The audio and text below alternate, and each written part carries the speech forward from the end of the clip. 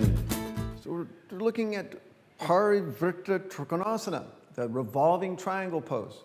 You want a significantly long stance, okay? And the back leg angles in 45 degrees. Okay, so between this and this, you're halfway. You externally rotate the front leg until the kneecap faces up. Okay, so that's a spin. You internally rotate the back leg and the hips go towards square without necessarily getting there. 5 vinyasa positions, and you want to know where the end point of each of those positions is. So here, this is the end point of the first position where you're all set. Okay, so you've planted your feet, firmed your legs, got the rotation of your femurs in the hip socket, and then this whole line is like samastitihi, or first position. Okay, then you rotate your spine in advance and reach out and come down until you're looking for a horizontal axis from the pelvis to the crown of the head.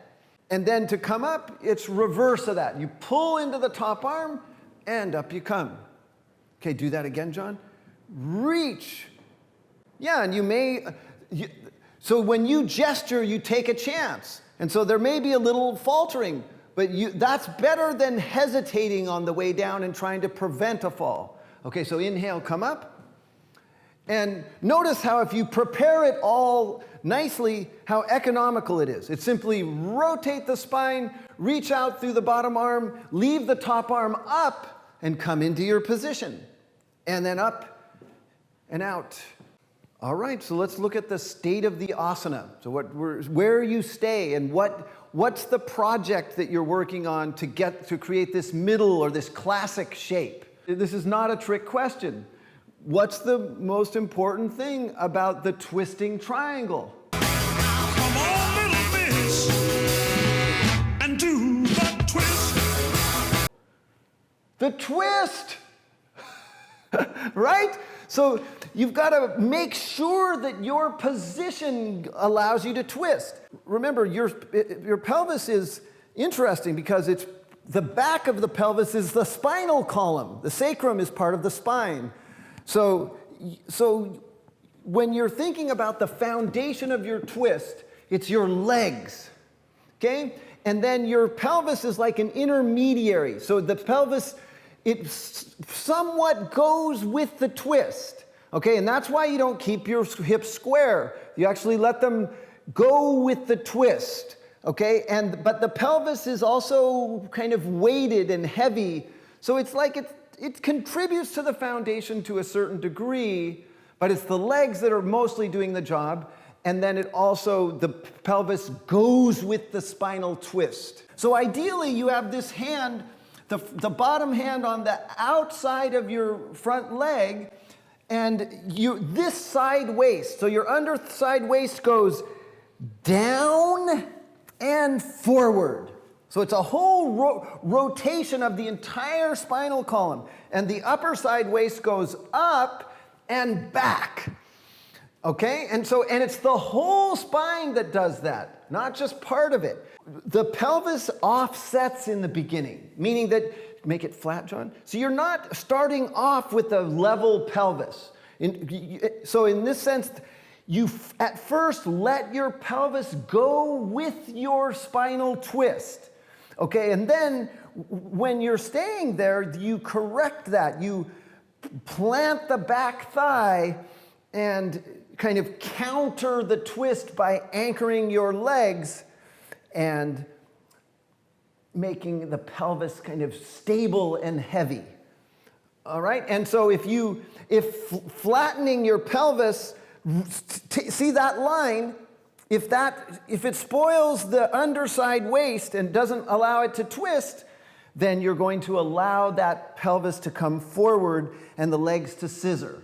Okay, then your top arm is vertical. Okay, so that the wrist, there's a vertical stacking, wrist, elbow, shoulder, and down the chain. And then you're working to have the whole chain of joints in the side plane. Okay, so that's through the back leg, ankle, knee, hip, and then through the spine itself and even the top arm. It's hard to open the chest and get that twist.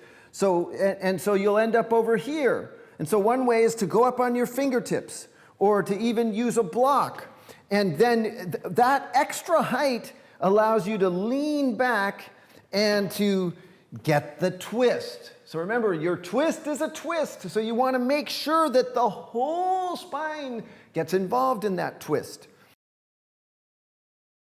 You're wanting the second toe, the heel, and the highest part of your arch to be in one line, okay? But that's hard to balance. So if you're really tipping, then offset the back leg. Just move it to the side. More. Yeah, okay? So that's one compromise you can make. The stance needs to be quite long in order for the spine to be horizontal from the pelvis to the head. But it's pretty challenging to do that. So you can shorten the stance, but in that case, you won't press your hand. You'll be up higher in order to get the upper body to be part of the rotation. So a shorter stance, but then you won't press your palm so that you can lift up through here and turn. Okay, and one other thing you can do if you're really having trouble balancing is put the hand to the inside and do your work. Okay, another thing is that this is an intentional middle. So one sign that you're not getting enough rotation is if you can't get your top arm vertical. Okay, so that if you can't get the top arm vertical, well then, but you won't move it like this, right? Because you want that rotation of the spine to do it, but you would also lift up the top arm. And then also, some people are more flexible and this can easily go beyond that vertical line. And so in that case, you're actually correcting it back and providing resistance so it stays in that middle place. If you like this video, check out my Foundation First video course on my website.